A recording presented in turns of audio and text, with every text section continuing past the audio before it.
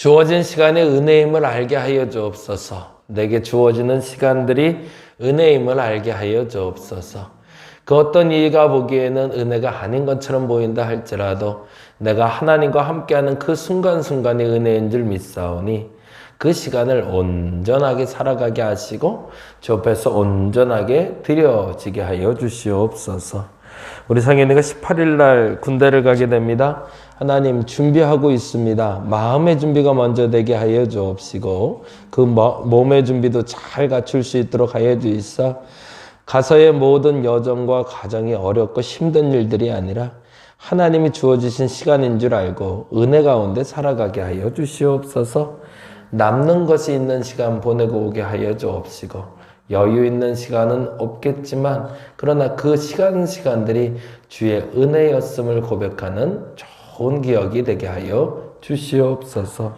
우리 혜린이가 수술하지 않고 회복되었으면 좋겠습니다. 하나님 지켜주시사 우리 송 집사님의 딸을 주께서 지켜주시고 하나님 그 아픈 환부를 주께서 만져주시고 주께서 회복시켜 주시옵소서.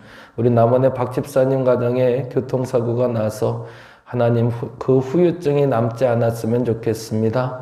하나님 붙잡아 주시사 그 가정을 주께서 지켜주옵시고 그 가정이 하나님 앞에 바로 서길 원하여 하나님 일어나는 모든 일들에 대해서 분명한 뜻을 알게 하시고 온전히 서가는 가정 되게 하여 주시옵소서.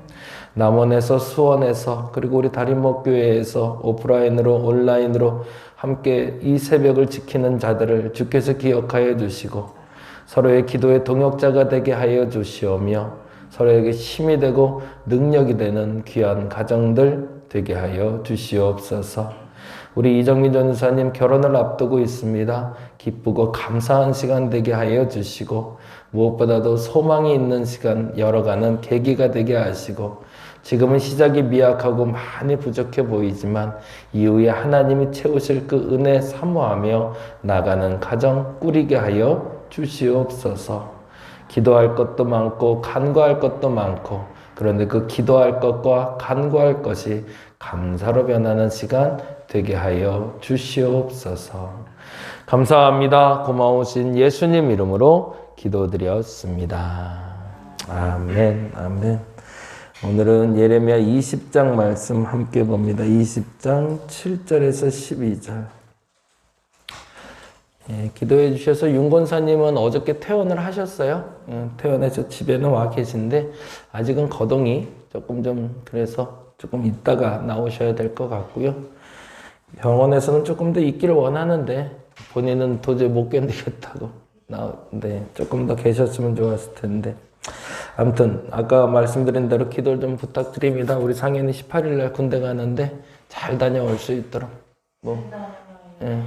남들 다 가는 군대라고 절대 말하지 마시고 이럴 때는 나만 가는 군대이기 때문에 그 마음 잘 붙잡고 갔다 올 수 있도록. 그리고 우리 수원의 송 집사님 딸이 하여튼 병명이 좀 있어서 기도 중에 있는데 그냥 그렇게 기도해 주시면 좋겠어요. 그래서 회복될 수 있도록 그렇게 기도해 주시면 좋겠고 그리고 우리 윤건사님도 속히 회복될 수 있도록 그리고 우리 박 집사님, 박지혜 집사님 가정에 또 교통사고가 나서 좀 우환이 좀 있는데 그게 이제 마음에 좀 상처가 되지 않도록 여러분 좀 기도 좀 남원에 있는 박지혜 집사님 가정 위해서 기도해 주시고요.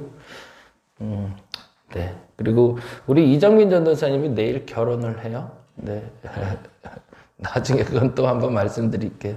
그냥 뭐 소리 소문 없이 결혼하게 됐는데 요즘 뭐 코로나 상황도 그렇고 그리고 또 일가 친척들 모아놓고 하는 것도 아니라 정말 저처럼 가족들 모아놓고 하는 결혼식이라 어디다 청첩장도 안 뿌리고 어디다 얘기도 안 하고 그냥 조용히 한다고 그러더라고요. 끝나고 나서 인사한다고 하니까 그때 인사할 때 같이 교제 나눌 수 있으면 좋겠고 여러분 그래도 그 신랑 신부 서운하지 않게 잘 마무리될 수 있도록 기도 부탁은 드려봅니다. 20장 7절에서 12절까지 같이 한 목소리로 읽도록 합니다. 여호와여 주께서 나를 권유하심으로 내가 그 권유를 받아 싸우며 주께서 나보다 강하사 이기셨으므로 내가 조롱거리가 되니 사람마다 종일토록 나를 조롱하나이다. 내가 말할 때마다 외치며 파멸과 멸망을 선포함으로 여호와의 말씀으로 말미암아 내가 종일토록 치욕과 모욕거리가 됨이니이다. 내가 다시는 여호와를 선포하지 아니하며 그의 이름으로 말하지 아니하리라 하면 나의 마음이 불붙는 것 같아서 골수에 사무치니 답답하여 견딜 수 없나이다. 나의 무리의 비방과 사방의 두려움을 들었나이다. 그들이 이르기를 고소하라 우리도 고소하리라 하오며 내 친한 벗도 다 내가 실족하기를 기다리며 그가 혹시 유혹을 받게 되면 우리가 그를 이기어 우리 원수를 갚자 하나이다. 그러하오나 여호와는 두려운 용사 같으시며 나와 함께 하심으로 나를 박해하는 자들이 넘어지고 이기지 못할 것이오며 그들은 지혜롭게 행하지 못함으로 큰 치욕을 당하오리니 그 치욕은 길이 있지 못할 것이니이다. 의인을 시험하사 그 패부와 심장을 보시는 만군의 여호와여 나의 사정을 주께 아뢰어 싸운즉 주께서 그들에게 보복하심을 나에게 보게 하옵소서. 아멘. 아멘. 예레미야서에서 여러분이 잘 아는 구절 하나 또 나왔죠? 그게 9절 말씀인데 그 말씀 중심으로 잠깐 말씀 나눠보려고 합니다. 18장부터 20장까지 오늘 보는 날이고요. 18장은 이렇게 제목을 해놓죠. 토기장이의 비유는 이렇게 해놓으시면 좋을 것 같아요. 토기장이의 비유는 여러분 너무 잘 아는 비유가 나오는데요. 예언서는 우리가 자주 보진 않는데 예언서의 좋은 말씀들 중에 혹은 좋은 예화들 중에 알고 있는 것들이 몇 가지가 있어요. 그래서 이사야서를 우리가 사실은 많이 안 보거든요. 근데 이사야가 익숙한 이유가 있어요. 그게 뭐냐면 신약 성경에서 제일 많이 인용되는 두 번째로 많이 인용되는 게 이사야서예요. 그러다 보니까 우리가 잘 알고 있다고 착각을 해요. 이사야서를 너무 많이 들어봤거든요. 이사야가 예언하여 이르되 이사야가 예언하여 뭐 이런 얘기를 너무 많이 들어놔서 알고 있는 걸로 아는데 실상은 이사야서 잘 모르죠. 예레미야서도 마찬가지인데 오늘 28장의 토기장의 비유는 우리가 너무너무 잘 아는 비유거든요. 하나님이 토기를 빚으시는 것처럼 토기장이가 토기를 빚는 것을 보시고 이스라엘 백성들에 대해서 이야기하는 장면. 그 장면 잠깐 한번 보겠습니다. 1절 말씀 한번 볼까요? 1절, 2절 같이 읽겠습니다. 여호와께로부터 예레미야에게 임한 말씀에 이르실 때 뭐라고 되어 있죠? 2절에 너는 일어나 토기장의 집으로 내려가라. 내가 거기서 내 말을 내게 들려주기라 하시기로. 그래서 3절에 내가 토기장의 집에 내려가서 본즉 그가 농로로 일을 하는데 진흙으로 만든 그릇이 토기장의 손에서 터짐에 그가 그것으로 자기 의견에 좋은 대로 다른 그릇을 만들더라. 거기다 줄 쳐놔주세요. 토기장의 비유의 첫 번째로 제일 중요한 본문이 이 부분입니다. 사실은 또 다른 얘기를 또 하나 하겠는데 첫 번째로 중요한 거는 18장에선 4절 말씀이 돼요.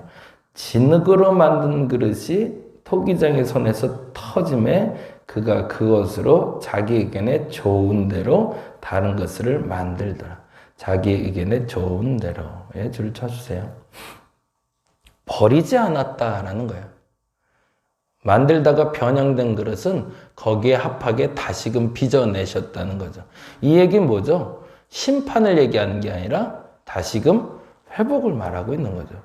토기장의 비유의 첫 번째는 사실은 무조건 내 마음대로 만들어서 그냥 이렇게 빚었다라고 말하고 싶은 것이 아니라 모양이 변형돼서 못 쓸 것 같은 토기도 다시 재생산해서 쓰시는 하나님을 얘기하고 있어요. 그게 첫 번째 말씀이 돼요. 그래서 토기장의 비유를 볼 때는 8절 말씀과 그리고 11절 말씀을 봐야 됩니다. 8절 말씀 한번 볼까요? 8절과 8절부터 10절까지인데 같이 한번 볼 겁니다. 7절부터 볼까요? 7절부터 내가 어느 민족이나 국가를 뽑거나 부수거나 멸하라 할 때에 라고 되어 있잖아요. 심판하려고 할 때에 라는 얘기예요. 두 가지가 있다는 거죠. 첫째 8절 만일 그 민족이 그의 악에서 돌이키면 거기다 줄쳐주세요.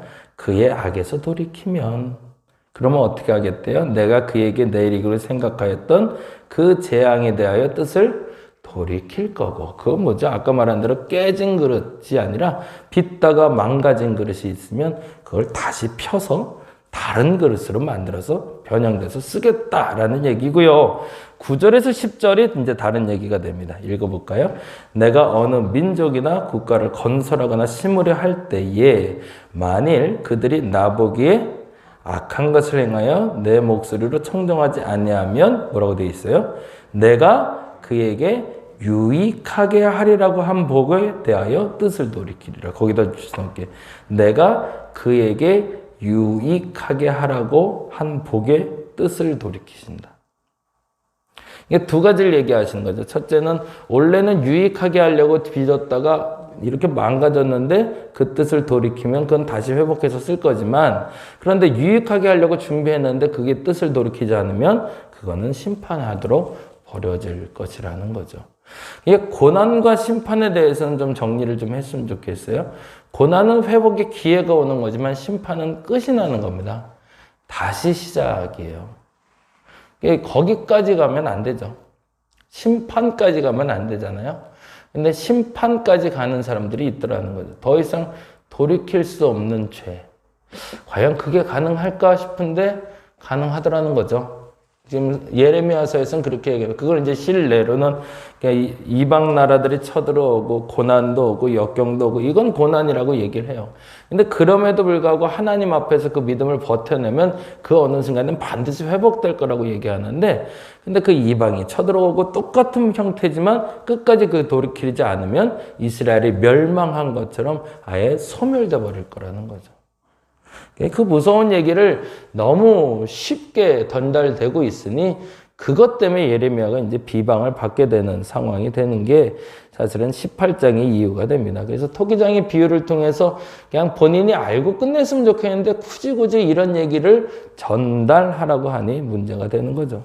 19장은 이렇게 적어 놓습니다. 깨진 옹기 그릇의 비유는 이제는 아까 말했던 절대 심판에 대해서 이야기합니다. 옹기 그릇이 깨져버린 것처럼 이제는 쓸 수 없는 그릇에 대해서 이야기해요. 그래서 11절에 이런 얘기를 합니다. 11절 말씀 같이 한번 읽어볼까요? 그들에게 이르기를 만군의 여호와께서 이와 같이 말씀하시되 사람이 토기장이의 그릇을 한번 깨트리면 다시 완전하게 할 수 없나니 거기다 줄쳐놓을게요. 이 본문이 아까 4절에 읽은 거하고 달라진 거죠. 18장 4절에 보니 진흙으로 만든 그릇이 토기장의 손에서 터짐에 그가 그것으로 다시 자기 의견에 좋은 대로 다른 그릇을 만들더라잖아요. 그렇죠? 18장 4절은 만들다가 터져버렸다는 거죠. 이거 만들다가 망가져버렸을 때 그 그릇으로 다시 만들 수 있는 그릇이 있는 반면에 지금 읽은 건 한번 깨트리면 이제는 아예 심판이 임한 거죠. 다시 완전하게 할 수 없나니 이와 같이 내가 이 백성과 이 성읍을 무너뜨리리니 도벳에 매장할 자리가 없을 만큼 매장하리라고. 그러면서 깨진 옹기 그릇의 비유는 더 이상 회복할 수 없는 상태로 이야기합니다. 버려지는 상태가 되는 거죠. 가인과 아벨 사건에서도 그랬고 가인에게도 회복의 기회가 있었던 거죠. 내 아우가 어디 있느냐라고 물었을 때 그때 가인이 내가 실수했나이다. 그건 돌이킬 수 있는 시간이었던 거죠. 근데 내가 실수했나이다 라고 말하지 않고 내가 아우를 지키는 자니까 라고 말하면서 멀리 버려지게 되죠. 에서와 야곱 사건도 마찬가지죠. 에서에겐 끊임없이 그 배고픔 때문에 팥죽 판 것이라고 얘기하지만 실질적으로 그건 기회였던 거죠.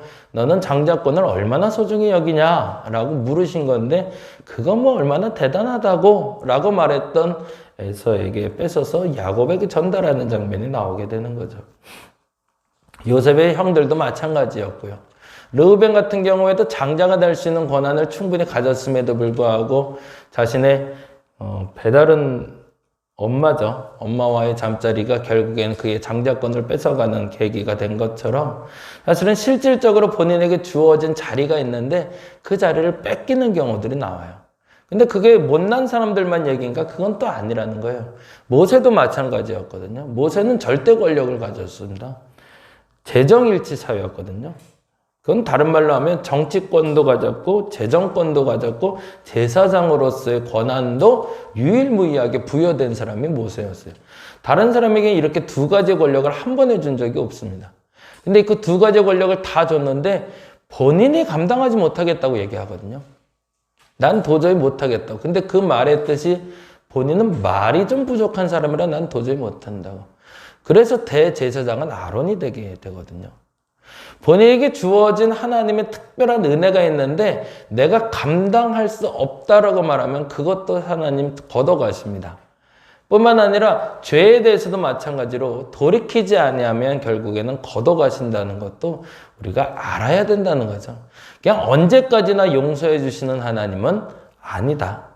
어느 순간엔 그 죄가 차면이라는 표현을 쓰죠. 그래서 아브라함 때에 아말렉의 죄가 차지 않아 그때를 기다린다고 표현했던 400년이 그 말이었고, 그래서 출애굽 시대를 거쳐서 다시 애굽에서 가나안으로 들어가 심판에 이르는 과정으로 나가는 걸 보죠. 여러분은 어디까지 와 계신가요? 지금 고난의 때인가요? 심판의 때인가요? 우리가 너무 쉽게 심판이 가까웠다 얘기하는데 그 말도 굉장히 무서운 말입니다. 심판이 가까웠다는 얘기는 더 이상 이제 회복이 불가능하다는 얘기예요. 고난의 때라고 말하는 게 차라리 감사한 거죠. 왜냐하면 아직은 회복할 기회가 있다는 거니까. 그러니 내가 지금 고난의 때를 살고 있는 건지 심판의 때를 살고 있는 건지 잘 분별하시기 바랍니다. 그건 세상을 말하기도 하지만 나 스스로도 그렇습니다. 더 이상 하나님이 나를 안 쓸 수도 있다는 거예요.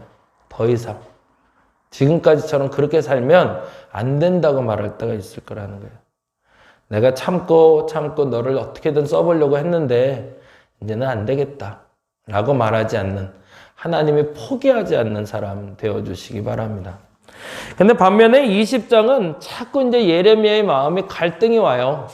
해도 너무 하거든요. 왜냐하면 예레미야에게 주시는 말씀마다 족족히 좋은 말씀이라는 건 하나도 없으니까 맨날 죽는다, 너희들 끝난다, 포기해야 된다, 버려야 된다, 맨날 이런 얘기만 하는 예레미야를 누가 좋아하겠어요?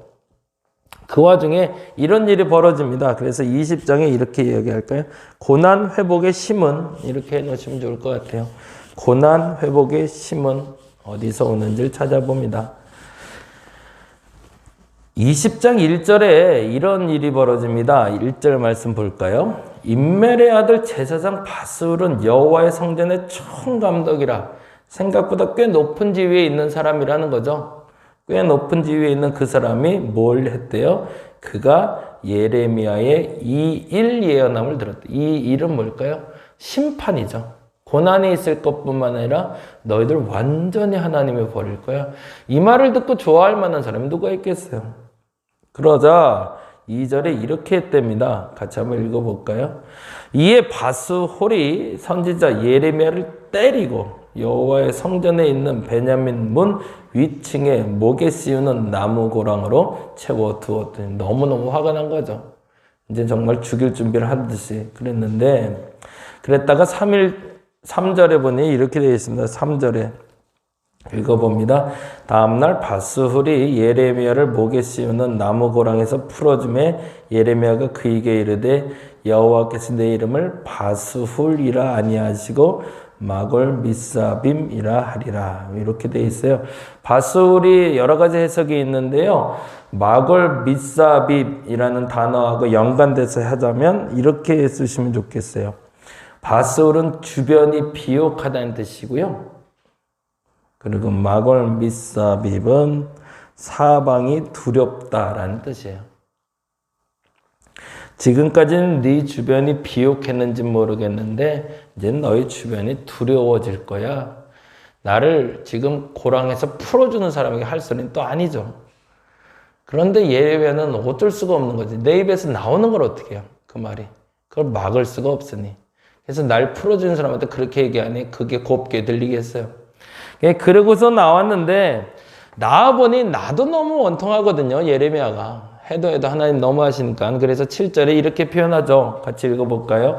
여호와여 주께서 나를 권유하심으로 내가 그 권유를 받았사오며. 그렇죠? 내가 한다고 그랬습니까? 하나님 하라고 그랬잖아요. 근데 뭐라고 돼 있어요? 주께서 나보다 강하사라고 돼 있어요. 그 표현 좀 줄쳐놓죠. 주께서 나보다 강하사 이기셨으므로 권유를 받아서 한 게 내가 약하고 주님이 강해서 주님이 하라는 대로 한 건데, 근데 문제는 여기에 있는 거죠. 주께서 하라는 대로 하면 형통하고 복이 있어야 되는데 무슨 일이 벌어졌다는 거죠? 내가 조롱거리가 되니 사람마다 종일토록 나를 조롱하네. 그리고 8절에 내가 말할 때마다 외치며 파멸과 멸망을 선포함으로 여호와의 말씀으로 말미암아 내가 종일토록 치욕과 모욕거리가 됩니다. 이게 말이 됩니까? 라는 얘기인 거죠. 그래서 또다시 사직서를, 두 번째 사직서를 제출하는 겁니다. 이제 도저히 못하겠다고. 그런데 9절에 이렇게 돼 있죠. 우리가 너무 잘 아는 거죠. 내가 다시는 여호와를 선포하지 아니하며 그의 이름으로 말하지 아니하리라 하면 무슨 일이 벌어진대요? 나의 마음이 불붙는 것 같아서, 거기 줄을 쳐놓죠. 나의 마음이 불붙는 것 같아서 골수에 사무치니 답답하여 견딜 수 없나요? 안 하고 싶은데, 이제 더 이상 말하기 싫은데, 그런데 하라고 하니 나는 도저히 참을 수가 없고 이를 어찌합니까? 라고 이야기합니다. 그리고 나서 정말 중요한 단어가 11절이에요. 같이 읽어봅니다. 그러하오나 여호와는 두려운 용사 같으시며 나와 함께 하심으로. 거기다가 두 줄 쳐놓고 별표 해놓으세요. 고난을 주시는 하나님인데 그 고난에 대해서 의미가 다름을 깨달은 거죠. 정말 복은 뭘까? 지금 고난 겪고 나면 하나님은 복 주시리라. 그래서 그 끝에 도달할 복을 쫓아간다고 사람들은 얘기해요. 그리고 고난 끝에 하나님 배신하면 심판받으리라 얘기하는데, 진짜 심판은 뭐고 진짜 복은 뭘까요? 하나님과 함께 하느냐, 하나님과 함께 하지 못하느냐죠. 무슨 일을 하느냐, 무슨 일을 감당하느냐, 무슨 일을 이루었느냐가 아니라 끝까지 하나님과 함께 하고 있었는가, 아니면 그 끝에는 결국엔 하나님 없이 홀로 서 있는가가 복이냐 심판이냐의 차이라는 겁니다. 오늘 저와 여러분의 마지막은 그렇게 되기를 간절히 바랍니다. 끝까지 하나님과 함께 하시길 바랍니다. 내가 함께 하고 싶어서 함께 하는 건 아니고요. 하나님이 함께 하시는 그 손을 여러분이 놓지 마셔야 됩니다. 그리고 하나님이 여러분의 손을 놓지 않도록, 정말 큰 복은 하나님이 끝까지 함께 해 주시는 겁니다. 그래서 임마누엘 예수 그리스도께서 우리에게 오신 게 가장 큰 복이라고 말하는 거죠. 이번 한 주가 그 함께 하시는 하나님으로 마무리하시고, 그리고 다음 주에도 그 함께 하시는 하나님과 함께 시작할 수 있는 저와 여러분 되시기를 간절히 바랍니다. 기도하겠습니다. 하나님의 심판과 하나님의 복에 대해서 다시금 점검합니다.